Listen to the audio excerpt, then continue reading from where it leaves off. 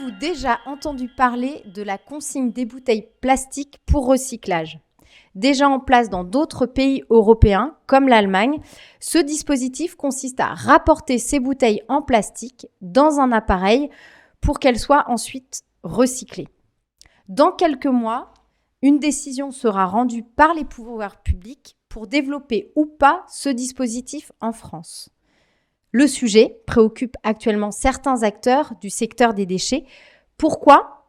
C'est ce que nous allons évoquer avec Bertrand Boin, délégué général du Cercle national du recyclage. Bonjour Bertrand Boin. Avant d'entrer dans le vif du sujet, pourriez-vous vous présenter ? Oui, bonjour. Je suis Bertrand Boin. Je dirige une association de collectivités locales qui travaille dans le domaine de la gestion des déchets depuis à peu près 20 ans. C'est une association qui a pour objectif principal la promotion du recyclage, comme son nom l'indique, Cercle national du recyclage.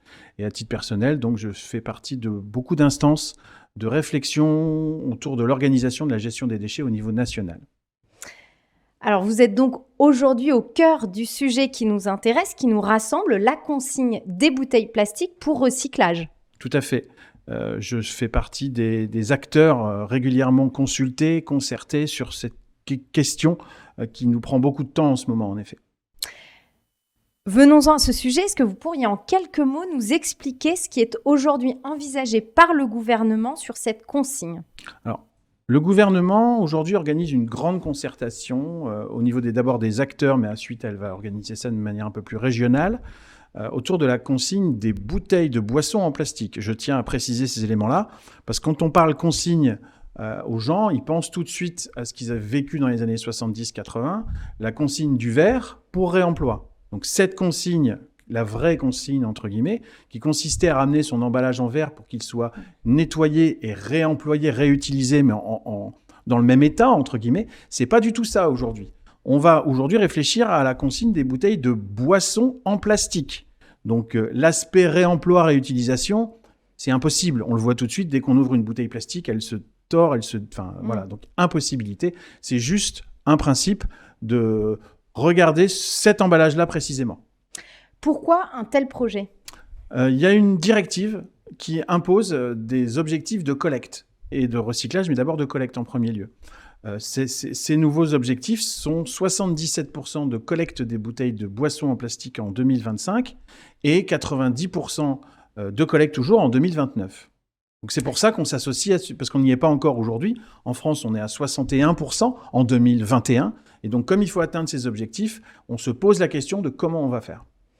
Alors justement, comment fonctionne concrètement cette consigne pour recyclage des bouteilles plastiques ? Concrètement, c'est un peu flou aujourd'hui. On n'a pas encore les tenants et les aboutissants de cette fameuse fausse consigne. Le principe, quand même, c'est qu'à chaque fois qu'on va acheter un emballage une boisson, entre guillemets, en bouteille plastique, pour l'instant, on devra verser en plus une consigne financière, à peu près 20 centimes d'euros. Donc quand j'achèterai une bouteille d'eau, si j'achète une bouteille d'eau, une bouteille de coca, une bouteille de Fanta, une bouteille de soda, tout ce que vous voulez, il y aura 20 centimes de plus par emballage. Et cet argent-là, votre argent, vous sera rendu si vous ramenez l'emballage vide, usagé entre guillemets, mais vide, dans ce qu'on appelle un point de déconsignation. Vous serez un peu otage, en fait, de ce propre argent. Si vous achetez un pack d'eau, il y aura 6 fois 20 centimes, 1,20 € en jeu, qu'on vous rendra si vous ramenez vos 6 bouteilles dans un fameux point de déconsignation. Alors, point de déconsignation, qu'est-ce que c'est ? Alors, il y aura deux grands types. Ce sera soit une machine, comme on peut en voir aujourd'hui, ce ne sera pas tout à fait le même système, mais ce sera une machine qui va accepter les bouteilles et qui va vous rendre votre argent. On ne sait pas encore exactement comment. Soit un vendeur, un commerçant qui aura vendu un emballage de boisson mais qui n'aura pas la place pour mettre une machine. Et là, il va s'organiser ce qu'on appelle une déconsignation manuelle. Alors donc ça, c'est pour ramener sa bouteille en plastique dans ce point de déconsignation. Si je ne ramène pas ma bouteille en plastique au point de déconsignation et si je décide de la mettre dans mon bac de tri classique, qu'il soit à côté de chez moi, en bas de chez moi ou un petit peu plus loin, qu'est-ce qui se passe ? En fait, au niveau de la finalité recyclage, il n'y aura aucune différence. C'est-à-dire que si vous le mettez dans votre bac de tri, il sera recyclé. Par contre, malheureusement, vous perdrez vos 20 centimes d'euros. Perdus. Et alors, Aujourd'hui, on parle des bouteilles en plastique qui sont concernées. Est-ce que l'idée est d'étendre ou ce dispositif?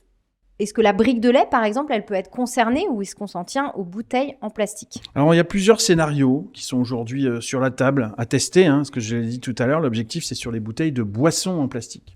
Et les bouteilles de boissons en plastique, il y a par exemple les bouteilles en PET clair, donc les bouteilles en plastique, on va dire transparent, un peu bleuté, les bouteilles d'eau, les bouteilles de soda, qui sont aujourd'hui dans le périmètre.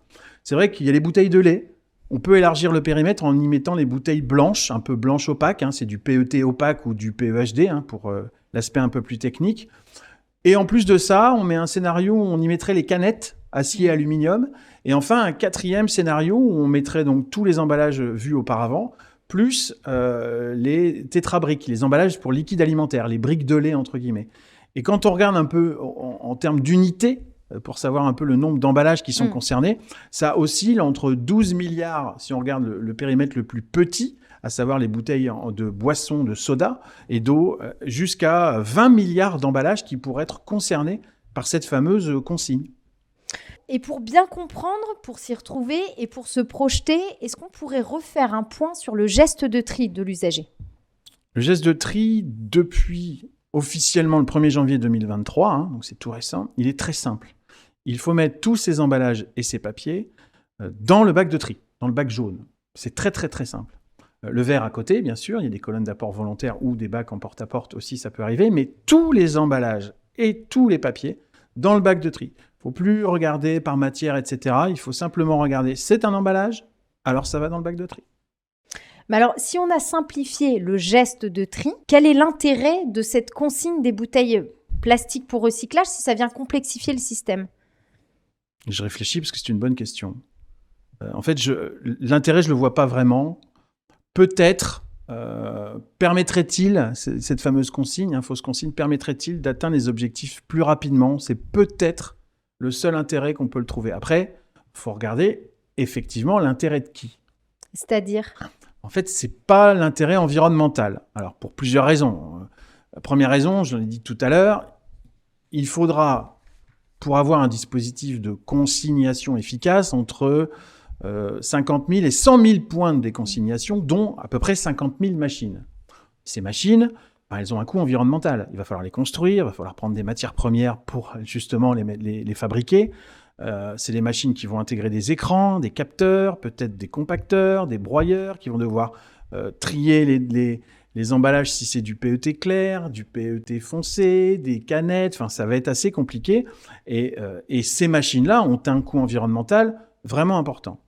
Deuxième élément, c'est que au niveau de l'environnement, on va dupliquer un dispositif existant. La collecte sélective, aujourd'hui, elle existe. Demain, elle continuera d'exister. C'est pas parce qu'on va retirer les bouteilles que la collecte sélective va s'arrêter. Donc, on va pas faire une économie de camions sur les routes pour mettre d'autres camions à côté. Non, potentiellement, non. On pourrait avoir deux dispositifs. Et avant, c'était un camion qui ramenait tous les déchets. Maintenant, il y aura un camion qui va continuer à ramener les déchets du service public, la collecte sélective, le bac jaune, et les bouteilles qui seront amenées dans les centres de recyclage aussi, mais par d'autres camions. Donc, on va faire un autre circuit de collecte ou de traitement ou de transport des déchets qui va aussi avoir un impact environnemental. Donc, ce n'est pas l'intérêt environnemental. L'intérêt du consommateur, toujours pas. On a fait un petit calcul en termes de financement. En fait, avec une consigne, le montant de la consigne à 20 centimes, et en mettant dans le périmètre de la consigne les bouteilles de plastique, entre guillemets, les bouteilles de boissons et les canettes, ce qui se fait un peu partout, et avec un taux de retour à 80%. C'est-à-dire que 8 emballages sur 10 reviennent dans le dispositif de consignation, ce qui peut arriver, ce qui va sûrement arriver si on la met en place les premières années. Eh bien, c'est 900 millions d'euros, 900 millions, presque 1 milliard d'euros, qui sont prélevés sur la consommation. Pour rien, je voudrais dire. Pour rien, effectivement, parce que on peut les mettre dans leur collecte sélective, où on prélève rien en plus, entre guillemets, mais là, on va prélever, pour les gens qui ne rendent pas, 900 millions d'euros. Ah si, ça va permettre de payer des machines, effectivement, et un des grands gagnants de cette consignation, ce sont les fabricants de machines. Donc, ce n'est pas l'intérêt ni environnemental, ni des consommateurs. Alors, du citoyen, ça va être compliqué. Comme on l'a un peu parlé tout à l'heure, il va devoir continuer à faire le tri chez lui, ou alors dans les points d'apport volontaire, classiquement. Mais en plus, il va falloir qu'il aille déposer ces emballages de boissons dans un autre endroit. Donc ça va un peu dupliquer, il va y avoir un peu de transport supplémentaire et à un moment, il va se poser la question, est-ce que ça a un intérêt ou pas de continuer le tri chez soi ou de l'autre côté. Comme il est pris en otage avec ces fameux 20 centimes, il va peut-être se réorganiser plus sur le tri des bouteilles et moins sur le reste. Donc on va peut-être perdre des performances là-dessus. Donc citoyen non, environnement non, consommateur non. Les collectivités locales ? Collectivités encore moins en fait. Les collectivités justement pour la simplification du geste de tri et ce qu'on a mis en place, l'extension des consignes de tri, les collectivités ont investi dans des nouveaux outils pour permettre tout ça et elles ont trouvé un nouvel équilibre économique. Demain, avec cette fameuse consignation, on va tout perturber.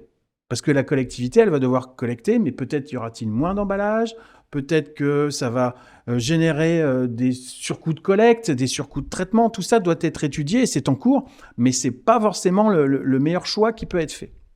Donc, a priori, il n'y a pas d'intérêt environnemental, pas d'intérêt économique, pas d'intérêt pour le consommateur, pas d'intérêt pour le citoyen, pas d'intérêt pour les collectivités locales.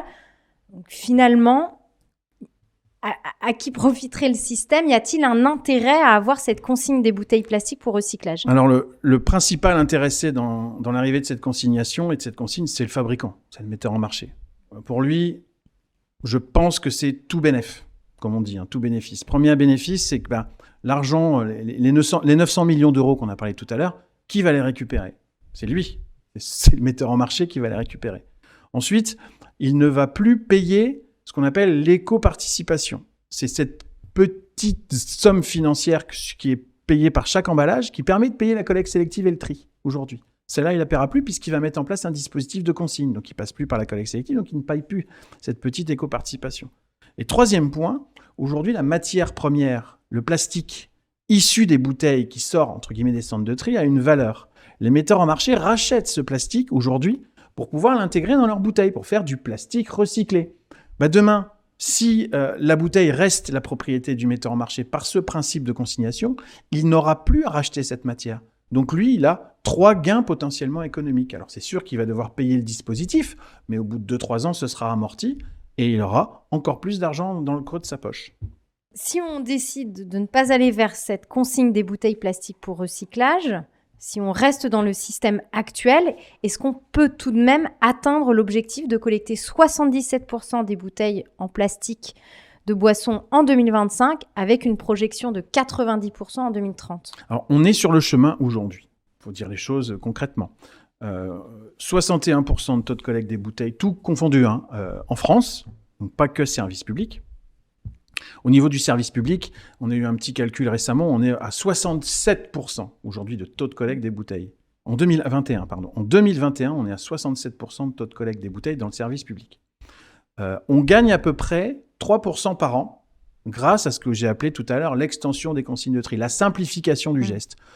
Les gens, et c'est vrai que de temps en temps, ils refusaient le tri parce que c'était compliqué. Depuis qu'on a simplifié, les réfractaires ne le sont plus et trient naturellement, facilement. Et donc, on gagne des bouteilles. On gagne plein d'autres emballages à recycler, mais on gagne des bouteilles. Donc, déjà, rien qu'avec le service public, on avance. Ensuite, il y a des choses qui ont été actées dans la loi, des choses qui sont prévues d'être mises en place. D'ici 2025, on devrait voir apparaître ce qu'on appelle la généralisation du tri hors foyer. Aujourd'hui, vous pouviez trier chez vous. Par contre, quand vous vous déplacez, vous allez dans la rue, de temps en temps, vous buvez une petite bouteille parce que vous avez soif, vous voulez l'acheter, il n'y a pas de dispositif de collecte. Ça va se généraliser. Dans les trains, dans les gares, un peu partout, il manque encore de dispositifs de collecte, mais ça va se généraliser. C'est ce qu'on appelle le tri hors foyer. Donc, on va avoir des bacs supplémentaires pour capter. Ensuite, il y a quelque chose qui est acté depuis 2017, qui n'est pas mis en œuvre aujourd'hui partout. Le tri dans les entreprises. Le tri dans les entreprises est obligatoire depuis 2017. Et évidemment, les bouteilles doivent être triées. Alors, dans certaines entreprises, c'est fait, mais on n'a pas la traçabilité des bouteilles. Elles sont triées, collectées, recyclées, mais on n'a pas les chiffres. Et dans d'autres entreprises, malheureusement, ce n'est pas fait. Et donc, il va falloir appliquer simplement la loi et tracer ces fameuses bouteilles pour les remettre, entre guillemets, dans les calculs, pour savoir que peut-être aujourd'hui, effectivement, on est peut-être à 70, 71, effectivement tracés, mais on a les chiffres aujourd'hui que 61, 67, comme je l'ai dit tout à l'heure. Donc il y a des choses qui sont organisées. Après, bien évidemment, sur ce qu'on appelle le hors-foyer, ça va se développer. Les collectivités vont continuer à s'améliorer. Elles vont sûrement avoir d'autres problématiques par rapport à cette fameuse extension. Des fois, les bacs vont être trop petits, donc on va peut-être faire passer plus souvent le camion pour collecter tous les emballages. On va agrandir les bacs. Enfin, il y a des possibilités d'optimisation et d'amélioration qui sont aujourd'hui en phase d'avancée. Sauf que, comme on nous met ce projet de consigne là à 20 centimes par bouteille, on ne sait plus trop quoi faire et on attend. Aujourd'hui, malheureusement, on attend une fois de plus une décision qui devrait arriver en été. Si je résume, si on veut atteindre l'objectif sans la consigne des bouteilles plastiques pour recyclage, il faut que tout le monde, les entreprises inclus, informent des quantités de bouteilles recyclées. C'est cette notion de traçabilité pour mieux se rendre compte de ce qu'on capte réellement, ce qui n'est pas le cas aujourd'hui a priori. Et il faut aussi que les entreprises trient plus et que chaque consommateur trie plus. Est-ce que c'est suffisant ? Alors, c'est déjà un grand pas. Après, il va falloir qu'on continue de communiquer autour de ce fameux geste de tri, parce qu'aujourd'hui, la communication n'est pas suffisante, effectivement, et il faut continuer pour que ça devienne effectivement un réflexe. Ensuite, il y a quelques petites choses qu'on peut faire individuellement, en attendant justement que ces nouveaux dispositifs arrivent de ce qu'on appelle de tri hors foyer. C'est quand vous êtes dans la rue et que vous buvez quelque chose et que vous ne trouvez pas de moyen de collecte sélective ou de bac jaune, ou vous le gardez sur vous et puis vous le triez chez vous. Ça, c'est une petite chose qu'on peut faire chacun chez soi. C'est une petite chose qu'on peut faire personnellement pour éviter de jeter dans les ordures ménagères classiques ces fameuses bouteilles et d'autres emballages. L'intérêt aussi de développer tout ça sur le hors-foyer et sur la collecte sélective et tout ça, c'est qu'on va avoir une nouvelle dynamique, non pas que sur les bouteilles, mais sur tous les emballages, effectivement. Quand vous allez trier dans la rue une bouteille de plastique et que vous avez mangé un sandwich dans un emballage en carton ou en papier, ces deux éléments pourront être recyclés. La consigne des bouteilles plastiques, non, on n'en recyclera qu'un seul. Alors, j'évoquais en introduction l'exemple de l'Allemagne, qui a déjà un dispositif de consigne pour recyclage. Est-ce qu'eux arrivent à atteindre l'objectif ? Alors, ils ont une consigne à 25 centimes. C'est pas 20 centimes. Le montant de la consigne joue pour beaucoup. C'est sûr que si on met une consignation à 4 € par bouteille, ça va coûter extrêmement cher, mais les bouteilles, on va les ramener obligatoirement. C'est le principe d'être un peu otage du montant de la consigne. Ça, c'est le premier élément. Les Allemands y arrivent. Ils ont un taux de collecte à peu de choses près de 95% des bouteilles de boissons en plastique, parce qu'ils ont une consigne à 25 centimes et ils ont aussi 60 000 machines. Faut dire les choses. Ils ont un dispositif complet. En plus, la consigne est quelque chose d'historique chez eux. Elle a toujours existé, ou elle existe depuis très longtemps. Donc, au fur et à mesure que ça monte en puissance, évidemment, les performances s'améliorent. Par contre, sur d'autres objectifs, notamment un objectif qui est de recycler 50% de tous les plastiques, ils n'y sont pas, effectivement. Nous, on pourra, comme on a dans une collecte sélective tous les emballages en plastique, donc les bouteilles, mais tous les autres, ce sera d'autant plus facile d'atteindre ces fameux objectifs. Avec toutes ces informations, si la consigne des bouteilles plastiques pour recyclage n'est pas l'idéal, comment chacun peut agir s'il souhaite montrer qu'il n'est pas en faveur de cette consigne ? En premier lieu, il faut trier un maximum. Plus on s'améliore dans le geste de tri, plus on va avoir de bons résultats, moins ce sera pertinent de mettre en place ce dispositif. Ça, c'est un premier élément. Donc, il faut continuer à trier tous ces emballages, bien sûr, mais ces bouteilles plastiques. Ensuite, pour réduire sa production de déchets, il faut éviter les bouteilles plastiques. Donc déjà, pour les éviter, il faut peut-être boire de l'eau du robinet, tout simplement. En buvant de l'eau du robinet, on achète moins de bouteilles d'eau, et donc on produit moins et on jette moins. Donc ça, c'est un deuxième élément important. Quelles sont les suites pour le Cercle national du recyclage ? Quelles sont les prochaines étapes, prochaines actions ? Nous allons, en parallèle du suivi de ces études sur la consigne, donc évidemment, on va essayer de concerter, on va essayer de convaincre sur tous ces arguments que je vous ai donnés pour dire que la fausse consigne est une mauvaise solution pour arriver aux objectifs. Il faut développer tout ce qui est autour de la collecte sélective et du tri des emballages. On va aussi suivre l'autre objectif, qui est de réduire de moitié l'ensemble des bouteilles de plastique mises sur le marché d'ici 2030. Le problème aujourd'hui, c'est que cette consigne ne sert à rien sur cet objectif de réduction des bouteilles par 2.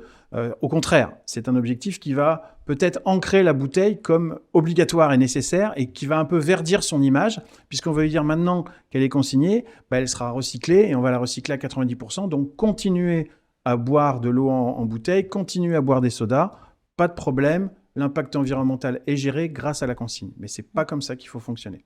Merci Bertrand Boin pour tous ces éclairages. Rendez-vous à l'été 2023 pour connaître les résultats des études en cours et les suites données.